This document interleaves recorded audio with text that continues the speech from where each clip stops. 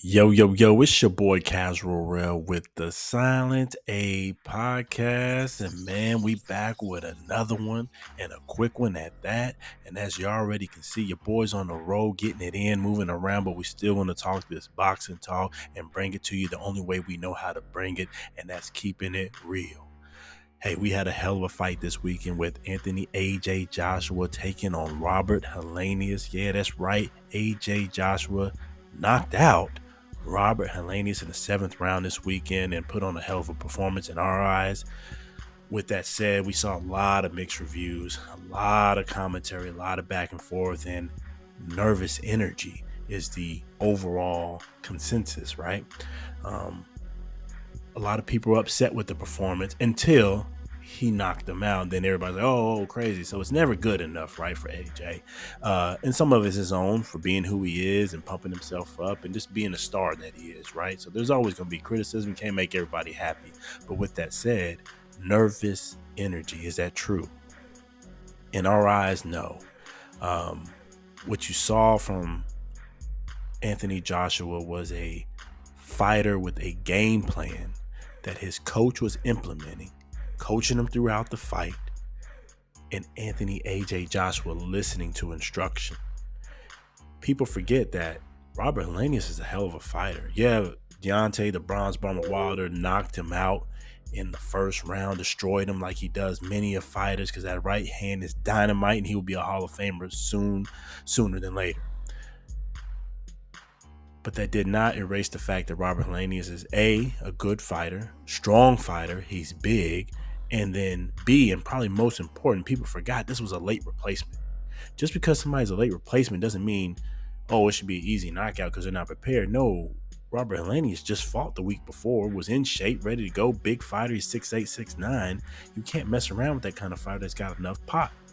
You know what I'm saying? Ask Adam Kwasniewski, who overlooked Robert Helenius, got his ass knocked out twice. So yeah, AJ had to implement a good game plan, follow his coaching instructions, and he got to the knockout. He looked great.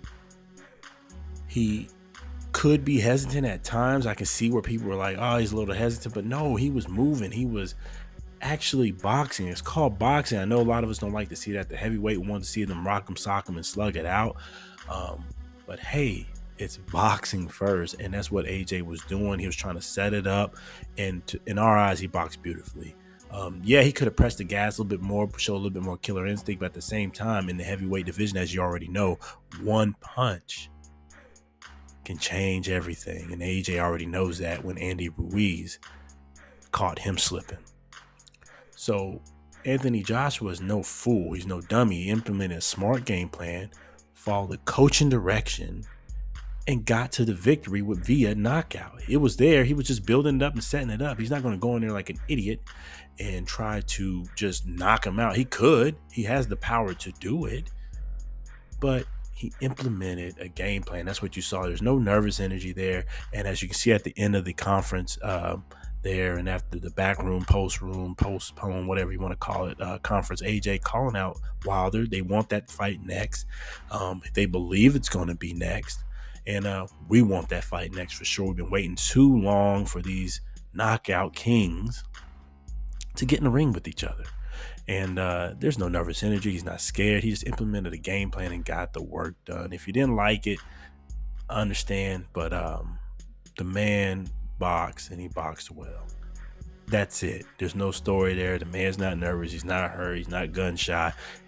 He's going to let it go when the game plan says let it go. That's it. He did well. Hats off to Robert Helenius for taking that fight late. And the one thing we should also think about while we're comparing it to Deontay Wilder, don't forget Deontay Wilder had months to prepare and train for Robert Helenius. On top of, they were sparring partners of recent when he was getting ready for Tyson Fury. So Deontay Wilder was very comfortable and familiar with Robert Helenius, and also had trained months prior to get ready and implement his game plan. And it just so be his game plan worked out to a first round knockout. Anthony Joshua didn't have that kind of time. Just a few days to get it done. You know what I'm saying? So he worked off his coach's instruction, and got to the knockout. That's it. Fight review done. You know what I'm saying?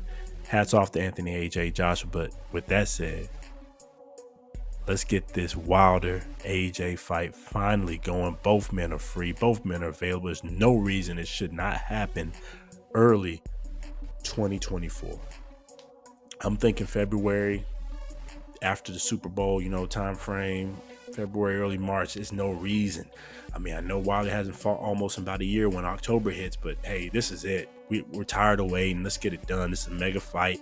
Put the money online, get the bag online. Let's make this fight happen. There's no nervous energy on either side. It's going to be a hell of a fight. It's probably 50-50.